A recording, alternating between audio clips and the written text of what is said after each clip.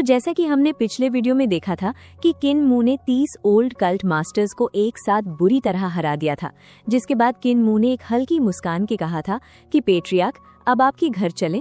तो अब आगे वेन युआन का हॉल यंग पेट्रियार्क की जगह थी और ये कल्ट मास्टर्स के हॉल से बहुत ज्यादा खराब था। ऐसा शायद इसलिए था क्योंकि पेट्रियार्क पहले कभी कल्ट मास्टर नहीं रहे थे और उनका स्टेटस कल्ट मास्टर्स से बहुत कम था। लेकिन किन मू की नजर में असली वजह कुछ और ही थी। यंग पेट्रियार्क कभी कल्ट मास्टर के पवित्र बोझ से बंधे नहीं थे, इसलिए वो उन सीमाओं से भी आगे जा सके जहां तक बाकी कभी पहुंच ही नहीं पाए।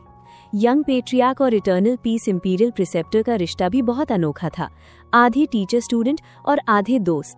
जब इटर्नल पीस इंपीरियल प्रिसेप्टर उनसे मिलने आए तो यंग पेट्रियार्क ने खुद आगे बढ़कर उन्हें ग्रेट एजुकेशनल डेविल स्क्रिप्चर्स दिखाए, और सिर्फ इतना ही नहीं, उन्होंने डाउ सेक्ट और ग्रेट थंडरक्लैप मॉनेस्ट्री में रेकमेंड करने के लिए खुद लेटर तक लिखा। यानी इंपीरियल प्रिसेप्टर की महान सफलताओं के पीछे कहीं न कहीं यंग पेट्रियार्क की छाया जरूर थी। जब इटर्नल पीस में रिफॉर्म्स शुरू हुए, जब इंपीरियल कॉलेज की स्थापना हुई, हर जगह यंग पेट्रियार्क का इन्फ्लुएंस छिपा हुआ था। वो इंपीरियल कॉलेज के पहले ग्रैंड चांसलर भी थे और रिफॉर्म्स के दौरान इंपीरियल प्रिसेप्टर भी उनकी सलाह लेते थे। 3 बड़े खिलाड़ी थे इस रिफॉर्म में। 2 सामने थे, इंपीरियल प्रिसेप्टर और एम्परर, लेकिन तीसरा सबसे खतरनाक खिलाड़ी पर्दे के पीछे छिपा था और वो था यंग पेट्रियार्क। इतनी बड़ी उपलब्धियों के बावजूद उन्हें कभी वो सम्मान नहीं मिला जो एक कल्ट मास्टर को मिलता है, और यही बात किन मू के दिल में चुभ रही थी। तुमने अभी भी अपना गुस्सा नहीं बदला है।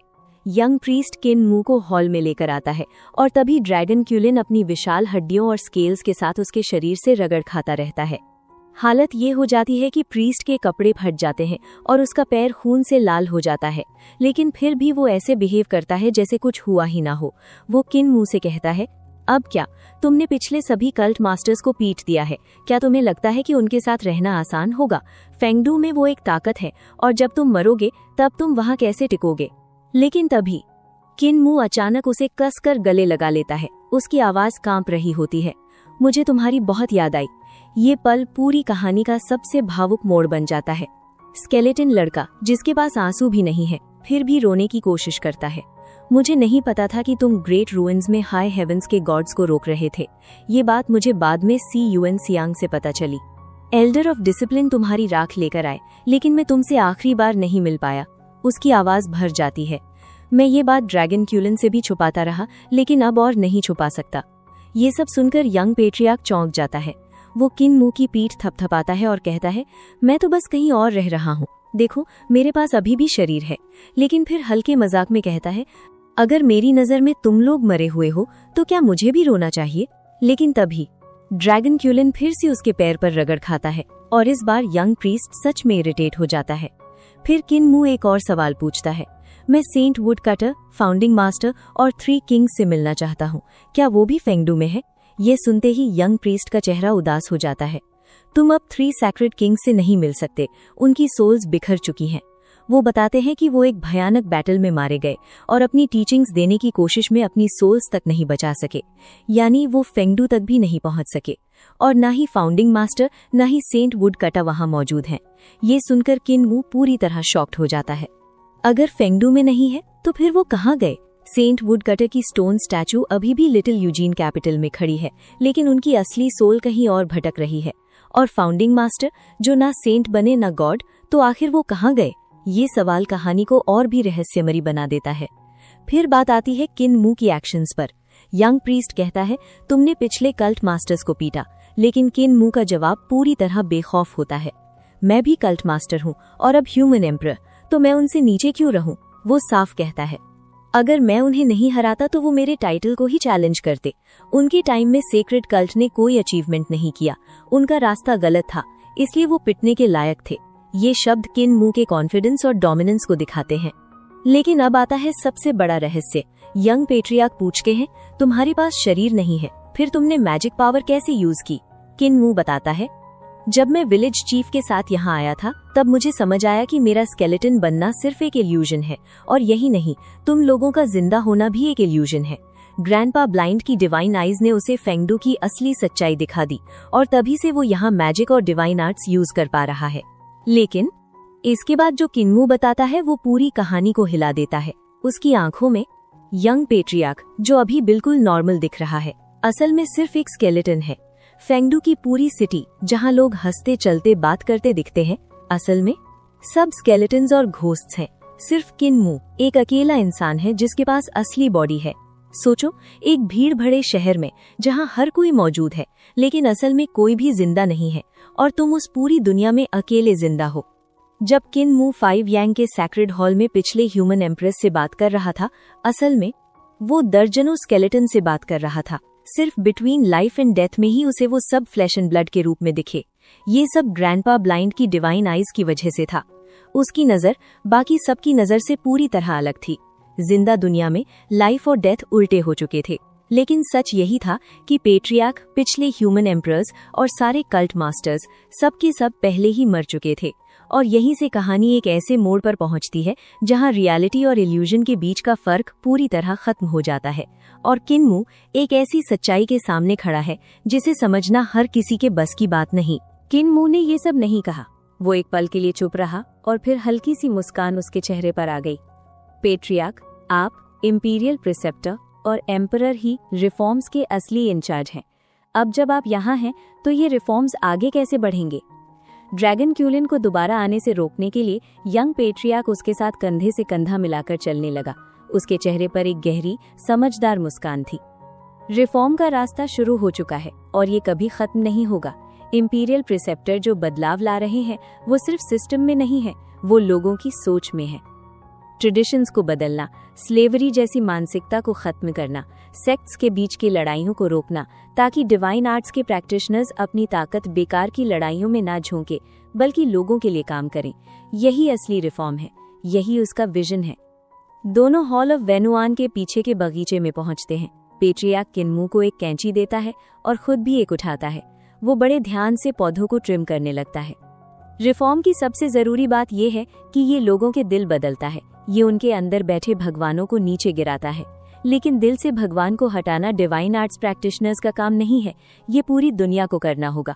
अगर हर इंसान अपने दिल से भगवान और बुद्ध को हटा सके तभी असली खुशहाली आएगी। किनमू फूलों की टहनियां काटते हुए एक फूल को बिना पंखों वाले चिकन ड्रैगन में बदल देता है। पेट्रियार्क की बात खत्म होती है तो वो खुद भी एक पल रुककर सोच में पड़ जाता है। लोग भगवान से बारिश, हवा, अच्छी फसल और अपने परिवार की खुशहाली के लिए प्रार्थना करते हैं। अगर डिवाइन आर्ट्स प्रैक्टिशनर्स उनकी ये इच्छाएं पूरी कर दें तो धीरे धीरे उनके दिलों से भगवान अपने आप टूटने लगेंगे। पेट्रियार्क की नज़र अपने ही काटे हुए बेतरतीब पौधों पर जाती है और फिर वो नजरें हटा लेता है। मैंने इंपीरियल प्रिसेप्टर से पहले भी कहा था, अगर दिलों से भगवान को हटाना है तो सबसे पहले इकोनॉमी को बदलना होगा। जब इकोनॉमी खुलेगी तो लोगों की सोच खुलेगी। सिंपल शब्दों में, अगर डिवाइन आर्ट्स प्रैक्टिशनर्स किसानों की फसल काटने में मदद करेंगे तो किसान उन्हें पैसे देंगे और वही पैसा वापस बाजार में घूमेगा। उसकी आवाज अब और गहरी हो जाती है। सब लोग एम्पायर को टैक्स देंगे। एम्पायर अमीर होगा, फिर वो रोड्स, इरिगेशन और पब्लिक वर्क्स बनाएगा जिससे हर किसी को फायदा होगा। जब एम्पायर अमीर होगा, लोग अमीर होंगे। जब लोग अमीर होंगे, रिसोर्सेज बढ़ेंगे और तब डिवाइन आर्ट्स प्रैक्टिशनर्स और भी ताकतवर बनेंगे। इस तरह लोग मजबूत होंगे और एम्पायर भी। ये सब सुनकर किनमू खुश था, लेकिन तभी उसे अचानक कदमों की आहट सुनाई देती है। वो पीछे मुड़ता है और उसकी आंखें सिकुड़ जाती हैं। कल्ट मास्टर सु यांग, कल्ट मास्टर यूलियान, कल्ट मास्टर सी युआन हे और बाकी लोग किलिंग इंटेंट के साथ हॉल ऑफ वेनुआन में दाखिल हो रहे थे। लेकिन हेवनली डेविल कल्ट के पुराने कल्ट मास्टर्स ने कोई हरकत नहीं की। वो बस खड़े होकर सुनते रहे। पेट्रियार्क अपनी बातों में इतना डूबा हुआ था कि उसे उनके आने का एहसास तक नहीं हुआ। आम लोग बहुत लंबे समय से पावरफुल फैमिलीज के गुलाम रहे हैं और अब उनकी आदत बन चुकी है। एक बार जब इंसान घुटनों पर आ जाता है तो खड़ा होना बहुत मुश्किल होता है। इंपीरियल प्रिसेप्टर लोगों को खड़ा कर रहे हैं, लेकिन इसमें समय लगेगा। फिर भी बदलाव आ रहा है। अब लोग डिवाइन आर्ट्स प्रैक्टिशनर्स के सामने घुटने नहीं टेकते। उसकी आवाज में पुरानी यादों की झलक थी। मैंने रिफॉर्म से पहले का समय देखा है, जब काउंटलेस सेक्ट्स थे और किसान उनकी गुलामी करते थे। उन्हें झुककर मास्टर कहना पड़ता था, उन्हें खाना और सामान चढ़ाना पड़ता था। इस मेंटालिटी को बदलने में हमें करीब 200 साल लगे। लेकिन एक बार जब इंसान खड़ा होना सीख जाता है तो फिर दोबारा घुटने टेकना उसके लिए बहुत मुश्किल हो जाता है। किनमू को वो घटना याद आती है जब लोग जमीन से निकली पत्थर की मूर्तियों के सामने घुटने टेक रहे थे। वो धीरे से कहता है, लेकिन वो अब भी भगवान की मूर्तियों के सामने घुटने टेकते हैं। पेट्रियार्क का एक्सप्रेशन थोड़ा बदल जाता है। इंपीरियल प्रिसेप्टर ने कहा था, मंदिर में भगवान को तोड़ना आसान है, लेकिन दिल में भगवान को तोड़ना बहुत मुश्किल है। और सच कहूं तो मंदिर में भगवान को तोड़ना भी इतना आसान नहीं है। वो एक गहरी सांस लेता है। मैंने एक एक्सपेरिमेंट किया था लोगों के दिल को परखने के लिए। मैंने राजधानी के बाहर एक छोटा सा मंदिर बनाया और एक खुजली वाले गंदे कुत्ते को एनलाइटनमेंट देकर वहां बैठा दिया। तुम सोच सकते हो क्या हुआ? एक पल की चुप्पी। कुछ ही दिनों में उस कुत्ते का मंदिर धूप से भर गया। अनगिनत बूढ़े आदमी और औरतें ऑफरिंग्स लेकर आने लगे। दान पेटी पैसों से भर गई। उसकी आवाज में हल्की कड़वाहट थी। अगर तुम वहां एक मेंढक भी बैठा दो तब भी लोग उसी तरह पूजा करेंगे। किन्मू हंसता है, लेकिन धीरे धीरे उसकी हंसी गायब हो जाती है। पेट्रियार्क आगे कहता है, इसीलिए हमें इकोनॉमी खोलनी होगी और लोगों को समझदार बनाना होगा। तभी हम मंदिरों और दिलों दोनों से भगवान को हटा पाएंगे। और इसके लिए हमें तुम जैसे लोगों की जरूरत है। जब डिवाइन आर्ट्स प्रैक्टिशनर्स खुद भगवान बनकर लोगों की सेवा करेंगे, तब लोग मंदिरों में प्रार्थना करना छोड़ देंगे। वो धीरे धीरे सीधा खड़ा होता है। जैसे जैसे टेक्निक्स और स्किल्स इंप्रूव होंगी, इटर्नल पीस एम्पायर में और भी ज्यादा गॉड्स पैदा होंगे। और जब ऐसा होगा तो मंदिरों के भगवान अपने आप गिर जाएंगे और फिर दिलों के भगवान को गिराने में ज्यादा वक्त नहीं लगेगा। ये सुनकर किन्मू का दिल कांप उठता है। वो तुरंत अपनी कैंची फेंककर जमीन पर झुककर प्रणाम करता है। पेट्रियार्क, आप सच में हेवनली सेंट कल्ट के सीक्रेट टीचर हैं। पेट्रियार्क घबरा जाता है। वो जल्दी से उसे उठाने की कोशिश करता है। आप कल्ट मास्टर हैं, आप मुझे सीक्रेट टीचर कैसी कह सकते हैं? उठिए। लेकिन उसी पल आसपास खड़े सभी पुराने कल्ट मास्टर्स एक साथ घुटनों पर झुक जाते हैं। Secret teacher. पूरा माहौल अचानक भारी हो जाता है। सीक्रेट टीचर वही होता है जो सच्चा टीचर हो। सभी पुराने कल्ट मास्टर्स इस उपाधि के लायक नहीं हैं, सिर्फ आप हैं जो इसके हकदार हैं। यंग पेट्रियार्क के चेहरे पर शॉक, डिसबिलीफ और भावनाओं का तूफान उमड़ पड़ता है। उसकी आंखों से आंसू बहने लगते हैं। वो कभी कल्ट मास्टर नहीं रहा, हमेशा पावर सर्कल से बाहर रखा गया। उसने ये जिम्मेदारी तब उठाई जब हालात सबसे बुरे थे। और आज वही इंसान सभी पुराने कल्ट मास्टर्स के सामने सीक्रेट टीचर बन चुका था, क्योंकि इतिहास में सिर्फ एक ही इंसान इस सम्मान का हकदार था, सेंट वुडकटर, जिसने चट्टान पर खड़े होकर दुनिया को सिखाया था। अब जरा इमेजिन करो, हॉल ऑफ वेन युआन के पीछे का गार्डन, चारों तरफ पुराने कल्ट मास्टर्स खड़े हैं और माहौल इतना हैवी है कि हर शब्द का वजन महसूस हो रहा है। सबसे पहले जी युआन वी गहरी सांस लेकर कहता है कि अब उसे समझ में आ गया है कि वेन युआन की इच्छा और काबिलियत उनसे कहीं ज्यादा थी। और अचानक उसे कुछ याद आता है। वो यंग प्रीस्ट की तरफ देखता है और पूछता है, मैंने तुम्हें अपना डिसाइपल क्यों बनाया था? और यहाँ आता है एक अनएक्सपेक्टेड ट्विस्ट। यंग प्रीस्ट शर्माते हुए कहता है कि मास्टर ने उसे इसलिए चुना क्योंकि वो हैंडसम था और उसकी एबिलिटी भी अच्छी थी, लेकिन सबसे इम्पोर्टेंट बात, वो हैंडसम था। अब यहाँ किन्मू चारों तरफ देखता है और नोटिस करता है कि उसके आसपास जितने भी लोग हैं सभी बेहद खूबसूरत हैं। और सबसे शॉकिंग बात, कोई भी इस बात पर नाराज नहीं है। मतलब हेवनली डेविल कल्ट में ब्यूटी भी एक क्वालिफिकेशन है। लेकिन असली खेल तो अब शुरू होता है। जी युआन वी मुस्कुराते हुए अपनी असली मंशा रिवील करता है। वो कहता है कि उसने यंग प्रीस्ट को डिसाइपल इसलिए बनाया था ताकि वो उसके डाओ हार्ट को तोड़ सके, क्योंकि great educational heavenly devil scripture का असली मकसद ही है दिल को तोड़कर उसे और मजबूत बनाना। और यहाँ एक डार्क ट्रूथ सामने आता है। जी युआन वी खुद अपने मास्टर का डाओ हार्ट तोड़कर कल्ट मास्टर बना था। तो उसका प्लान सिंपल था। अगर ये डिसाइपल उसका डाओ हार्ट तोड़ देता तो वो नया कल्ट मास्टर बन जाता, और अगर नहीं तो जी युआन वी खुद एक और लेवल ऊपर पहुंच जाता, शायद गॉड या डेविल के बराबर। लेकिन कहानी यहाँ पलट जाती है। जैसे ही जी युआन वी उस डिसाइपल से सावधान रहने लगा, तभी कल्ट मास्टर यूलियन ने उसकी एक छोटी सी चूक का फायदा उठाया और उसे खत्म कर दिया। यूलियन खुद प्राउडली कहता है कि असली खतरा वो नहीं था जिससे जी युआन वी डर रहा था, बल्कि वो था जो छिपा हुआ था। अब किन्मू ये सब सुनकर डीप सोच में चला जाता है। उसे समझ आता है कि हेवनली डेविल कल्ट का डेविल नाम सिर्फ नाम नहीं है, बल्कि ये मास्टर और डिसाइपल के बीच की डेंजरस ट्रेडिशन से जुड़ा हुआ है। यहाँ एक ऐसी परंपरा है जहाँ डिसाइपल अपने मास्टर को हराकर या मारकर उसकी जगह लेता है। शुरुआत में इसका मकसद था हर जेनरेशन को पहले से ज्यादा पावरफुल बनाना, लेकिन समय के साथ ये ट्रेडिशन करप्ट हो गया। Great educational heavenly devil scripture की वजह से लोगों के अंदर डेविल नेचर पैदा होना आसान हो गया, और जो रूल पहले नोबल था अब वो खतरनाक बन चुका है। अब किन मू एक और इंटरेस्टिंग बात कहता है। वो कहता है कि अगर वो कल्ट मास्टर बन जाता तो वो बाकी लोगों की तरह सेल्फिश हो जाता, लेकिन कल्ट मास्टर न बनकर वो एक कंप्लीट इंसान बन पाया। सभी पुराने कल्ट मास्टर्स उसकी बात से सहमत होते हैं। फिर आता है सबसे इंटेंस मोमेंट। जी युआनवी किन मू की तरफ देखता है और इनडायरेक्टली उसकी लेजिटिमेसी पर सवाल उठाता है। वो कहता है कि हम ये डिबेट नहीं करेंगे कि तुम कल्ट मास्टर कैसे बने, लेकिन अगर हम तुम्हारी जगह होते तो हम भी अच्छा करते। अब किन मू यहाँ बिल्कुल काम रहते हुए एक ऐसा जवाब देता है जो सब कुछ चुप कर देता है। वो कहता है कि ये तो नेचुरल है कि आप सब मुझसे बेहतर होते, क्योंकि आप सब ड्रैगन्स और फीनिक्स जैसे हैं, लेकिन फर्क सिर्फ इतना है कि जब आप मेरी जगह थे तब आपने कुछ नहीं किया। ये सुनते ही सभी पुराने कल्ट मास्टर्स के चेहरे बदल जाते हैं। उनके अंदर गुस्सा उबलने लगता है, लेकिन वो खुद को रोक लेते हैं, क्योंकि किन मू सिर्फ एक बदतमीज लड़का नहीं है, वो करंट कल्ट मास्टर है, और अगर उन्होंने उसे खत्म कर दिया तो हेवनली डेविल कल्ट का अस्तित्व ही खतरे में पड़ जाएगा। अब किन मू तुरंत अपनी बात को संभालता है और सिंसियरली माफी मांगता है। वो कहता है कि उसने गुस्से में आकर ऐसा कहा क्योंकि उसे बुरा लगा कि पुराने रूल्स का इस्तेमाल करके नई जेनरेशन को रोका जा रहा है। ये सुनकर सभी का मूड थोड़ा सॉफ्ट हो जाता है। कल्ट मास्टर XU मुस्कुराते हुए उसे उठाता है और कहता है कि किन मू ने वो किया है जो वो सब नहीं कर पाए, और इसलिए वो उसकी इज्जत करते हैं।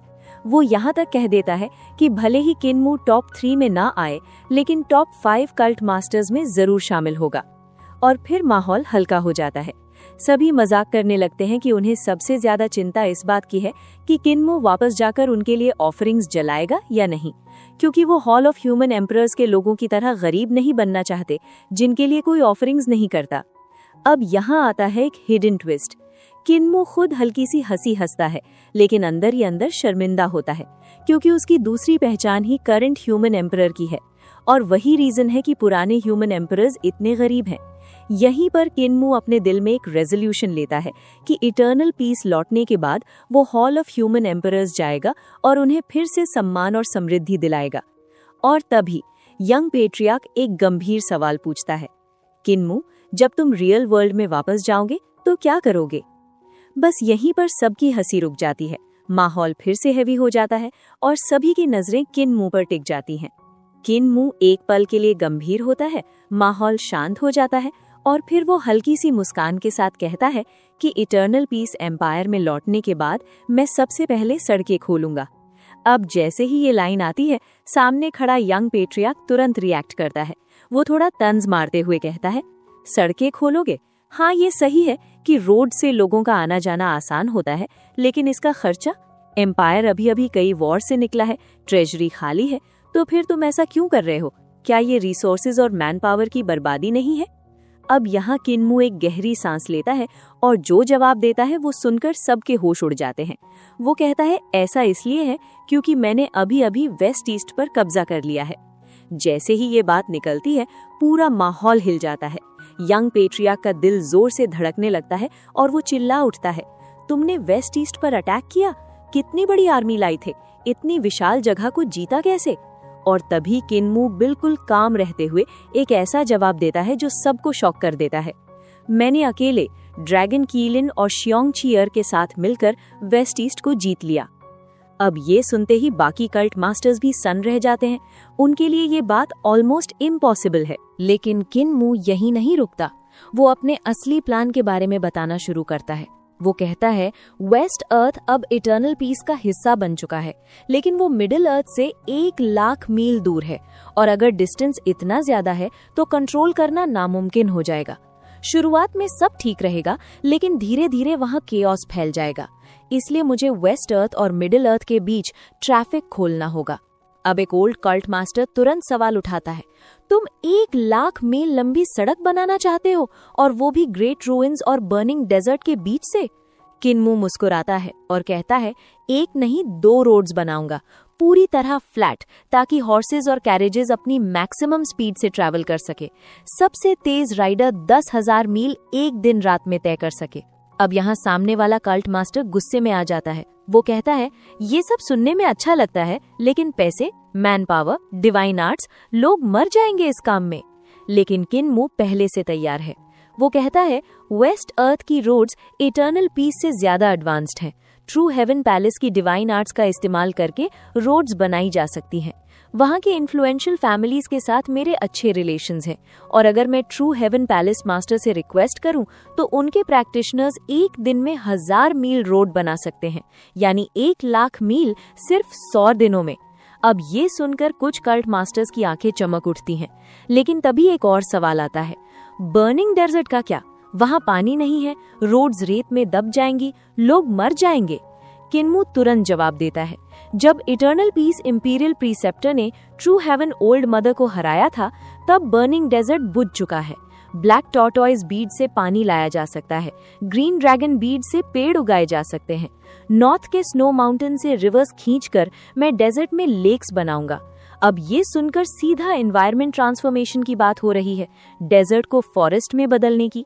फिर एक और सवाल आता है, ग्रेट रूइंस में रात को मॉन्स्टर्स अटैक करते हैं, तुम ट्रैफिक को कैसे सेफ रखोगे? किन-मू कहता है, हर 1000 मील पर एक टाउन, हर 10,000 मील पर एक सिटी बनाऊंगा। ये सिटीज और टाउन्स ट्रैवलर्स के लिए सेफ पॉइंट्स होंगे, और इन्हीं के जरिए ट्रेड और कॉमर्स बढ़ेगा।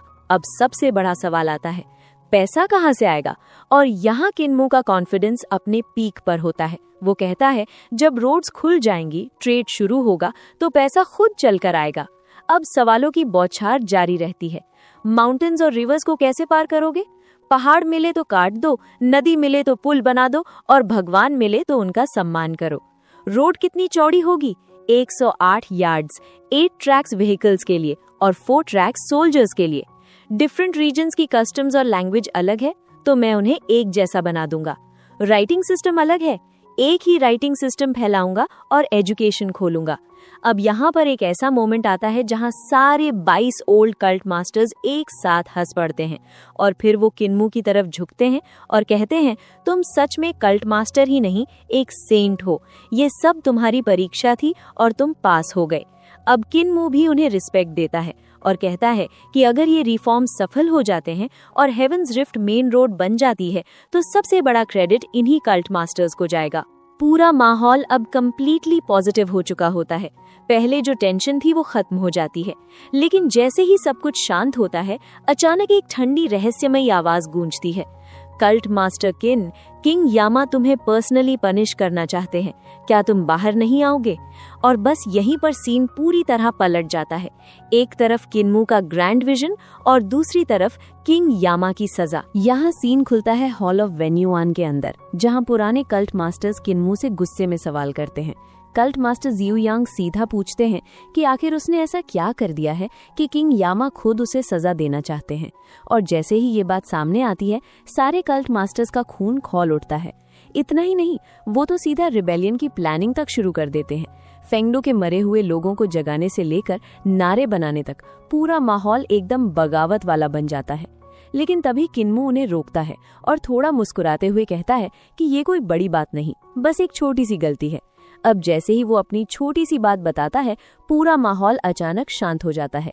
वो बताता है कि गॉड ब्रोकन माउंटेन रेंज की लड़ाई के दौरान उसने फेंगडू से कुछ मरे हुए लोगों की सोल्स को पकड़कर उन्हें रिवाइव कर दिया था। बस ये सुनते ही सारे कल्ट मास्टर्स के चेहरे बदल जाते हैं, क्योंकि फेंगडू से सोल्स को पकड़ना और उन्हें रिवाइव करना कोई छोटी बात नहीं होती। ये सीधा सीधा डेथ सिस्टम के रूल्स के खिलाफ है। ये सुनकर कल्ट मास्टर समझ जाते हैं कि किन-मू ने बहुत बड़ा खेल खेल दिया है, और फिर माहौल एकदम सीरियस हो जाता है। वो कहते हैं कि अगर ये सच में इतना बड़ा मामला है, तो अब रिबेलियन ही एकमात्र रास्ता है। लेकिन तभी एक यंग पेट्रियार्क एक बहुत ही इंपॉर्टेंट पॉइंट उठाता है। वो पूछता है कि अगर किन-मू का अपराध इतना बड़ा है तो उसे जेल में क्यों नहीं डाला गया, उसे अभी भी फेंगडू में घूमने की आजादी क्यों है। यहीं पर कहानी में एक बड़ा ट्विस्ट आता है। किन्मू बताता है कि किंग यामा ने उससे पहले जिंग यान और शैमन गॉड खुली को डील किया था। जिंग यान को तो छोड़ दिया गया और शैमन गॉड कुई को इसलिए रोका गया क्योंकि उसके पास यूदू की पावरफुल स्पेल्स थी जिन्हें खुद किंग यामा भी सीखना चाहते थे। अब ये सुनकर सबको समझ आ जाता है कि किन्मू का क्राइम उतना बड़ा नहीं है जितना वो सोच रहे थे, इसलिए वो उसे जाने के लिए कहते हैं और अश्योर करते हैं कि अगर किंग यामा उसे मारने की कोशिश करेंगे तो वो एग्जीक्यूशन ग्राउंड और रीइंकार्नेशन पाथ पर कब्जा कर लेंगे। अब किन्मू थोड़ा रिलैक्स होता है और हॉल से बाहर निकलता है। बाहर गॉड क्यू शियो उसका इंतजार कर रहे होते हैं। उनका एटीट्यूड काफी कोल्ड है और वो किन्मू से कहते हैं कि ज्यादा बात मत करो क्योंकि उसे एक जिंदा इंसान की स्मेल आ रही है और उन्हें जिंदा लोगों से नफरत है। ये डिटेल अपने आप में काफी क्रीपी और डार्क है। फिर वो किन्मू को लेकर किंग चिन के हॉल में जाते हैं और यहाँ पर किन्मू जो देखता है वो काफी डिस्टर्बिंग है। जिंग यान एक मांस के ढेर की तरह पड़ा हुआ है जो लगातार स्ट्रगल कर रहा है। वो अभी भी दूसरे लोगों के बॉडी पार्ट्स को छोड़ नहीं पा रहा है, यानी वो अपने लालच और अपने रास्ते को छोड़ने के लिए तैयार ही नहीं है। किन्मू ये देखकर सोचता है कि जिंग यान जैसा समझदार इंसान भी अपने गेंस को छोड़ नहीं पा रहा। उसका लालच उसे अंधा बना चुका है। और यहीं पर एक गहरी बात सामने आती है। जितनी बड़ी किसी इंसान की अचीवमेंट्स और विल पावर होती है उतना ही मुश्किल होता है उसके लिए अपनी गलती मानना और खुद को बदलना। लेकिन तभी अचानक पूरा फेंगडू हिल उठता है। शहर में हर तरफ से चीखें आने लगती हैं, आसमान चमक रहा है। ये सुनकर किन्मू भी हैरान हो जाता है और तुरंत ऊपर देखता है। पूरा माहौल पैनिक में बदल जाता है। स्पिरिट्स भाग रही हैं, मॉन्स्टर्स छिप रहे हैं और सारे बिल्डिंग्स के दरवाजे बंद हो रहे हैं। किन्मू समझ नहीं पाता कि आखिर हो क्या रहा है, तो वो बॉड क्यू शियू से पूछता है और यहाँ पर एक और बड़ा रिवील होता है। क्यू शियू बताता है कि ये सनराइज है, लेकिन ये नॉर्मल दुनिया का सूरज नहीं है। ये फेंगडू का स्पेशल सन है जो प्योर यांग फायर से भरा हुआ है। अगर कोई भी स्पिरिट या डेमन इसके सामने आ जाए तो वो सीधे जलकर खत्म हो सकता है। और फिर अंधेरा हटने लगता है और पहली बार किन्मू फेंगडू को दिन में देखता है। जो शहर हमेशा घोस्ट्स और डेमन से भरा रहता था वो अब पूरी तरह खाली और डरावना लग रहा था। सारे क्रीचर्स छिप चुके हैं और पूरा शहर एकदम साइलेंट हो जाता है। लेकिन असली डर तो अभी बाकी है, क्योंकि अगले ही पल होराइजन पर एक विशाल जलता हुआ सूरज उगता है और उसके साथ ही आग की लपटें समुद्र की तरह फैल जाती हैं। पूरा फेंगडू आग में डूब जाता है। प्योर यांग की भयानक फ्लेम्स हर चीज को निगलने लगती हैं। सड़कों से लेकर महलों तक सब कुछ फायर में समा जाता है।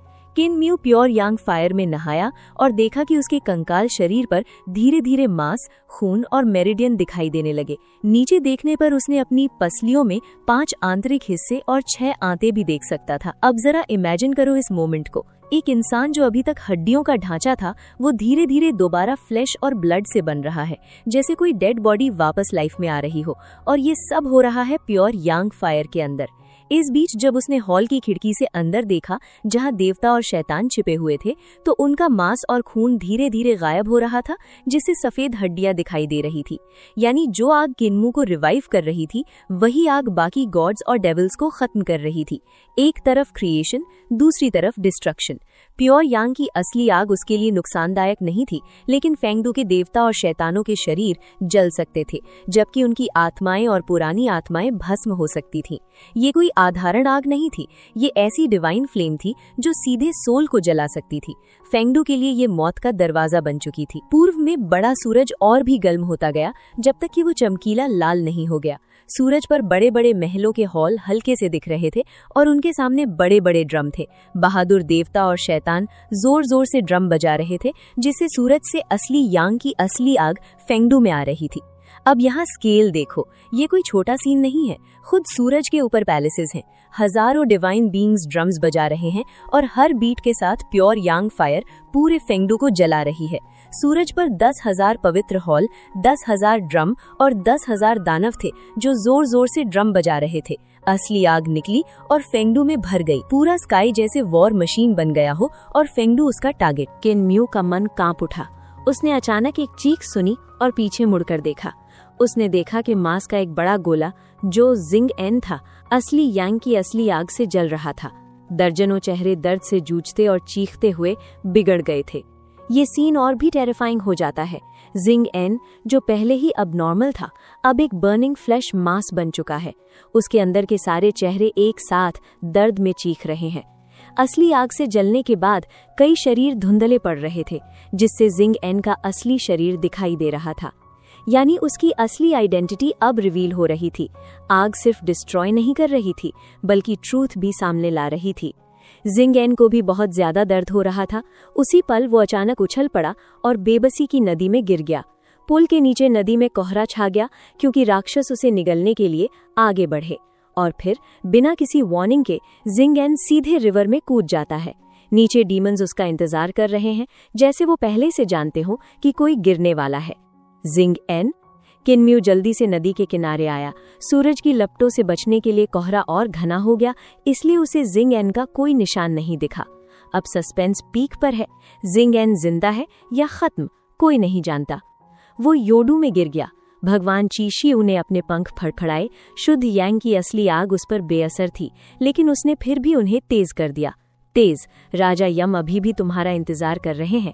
अब एंट्री होती है एक और पावरफुल एंटिटी की, चीशिऊ की, जिसे ये डिवाइन फायर भी अफेक्ट नहीं कर पा रही, और वो किन म्यू को रिमाइंड करता है अभी असली गेम बाकी है।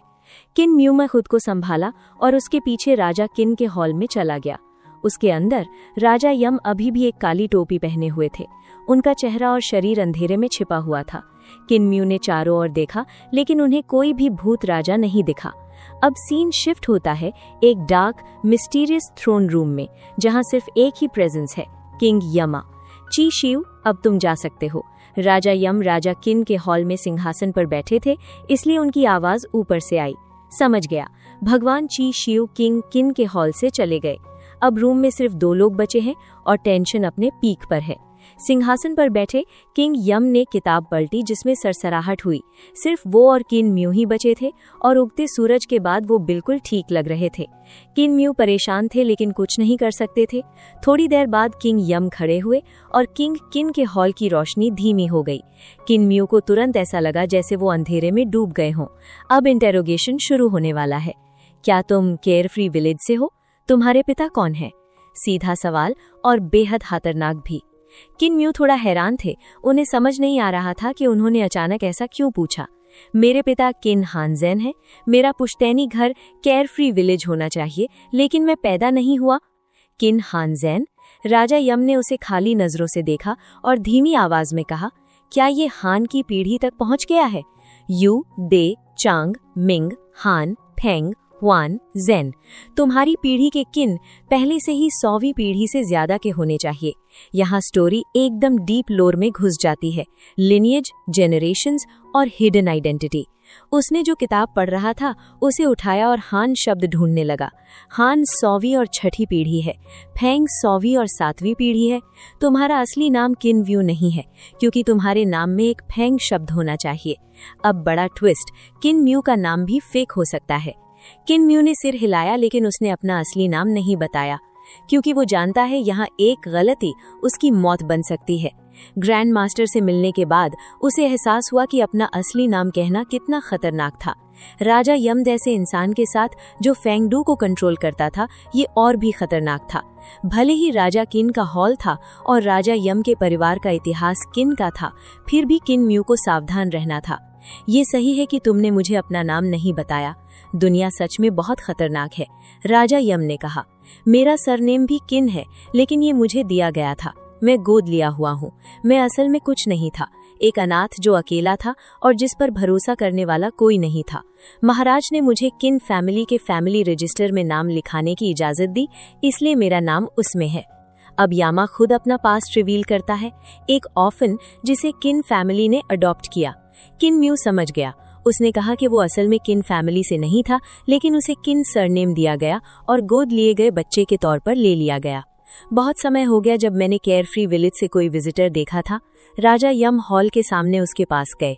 आग की लपटों में घिरे फेंगडू को देखकर उसने कहा कि मैंने पहले सोचा था कि महाराज केयरफ्री विलेज से इस जगह वापस आएंगे, लेकिन मैंने कभी उम्मीद नहीं की थी कि 20,000 साल तक उनका इंतजार करने के बाद भी मैं उन्हें नहीं देख पाऊंगा। सिर्फ उनके 100वें और 7वें वंशज आए हैं। जब तुमने उस योडू दिव्य कला को इस्तेमाल करके मुझसे कुछ आत्माएं छीन ली, तो मैंने देखा कि तुम्हारा रूप महाराज के जैसा ही है, इसलिए मैंने तुम्हें रोका नहीं। अब सबसे बड़ा रिवील, 20,000 साल का इंतजार और किन म्यू उसी लेगेसी का हिस्सा है। किन म्यू को अभी भी कुछ शक था और उसने पूछा, तुम्हारा क्या मतलब है कि फाउंडिंग एम्परर अभी भी जिंदा है? किंग यमा का चेहरा काले कपड़े में ढका हुआ था और सबसे तेज आग भी उसके नीचे के अंधेरे में नहीं घुस पा रही थी। महाराज अभी भी जिंदा है। केयरफ्री विलेज खुलने के बाद उन्होंने आखिरी गॉड्स को इस वर्ल्ड से बाहर निकाल दिया और जवाबी हमले के लिए अपनी ताकत बचा कर रखी है। महाराज ताकतवर और समझदार है, इसलिए उन्हें पता था कि खतरा आने से बहुत पहले ही आ रहा है। इसलिए उन्होंने मुझे फेंगडू खोलने का आदेश दिया था, ताकि जो देवता समय पर नहीं निकल पाए वो उस दिन तक छिप सके जब तक कि हम फिर से नहीं उठेंगे। ये इंतजार 20,000 साल से चल रहा है। तुमने कहा था कि तुम पहले केयरफ्री विलेज में पैदा नहीं हुए थे, तो तुम कहाँ पैदा हुए थे? किन म्यू एक पल के लिए चुप रहे और फिर तीक्ष्णता से बोले, योडो। और यहीं पर यह सीन खत्म होता है।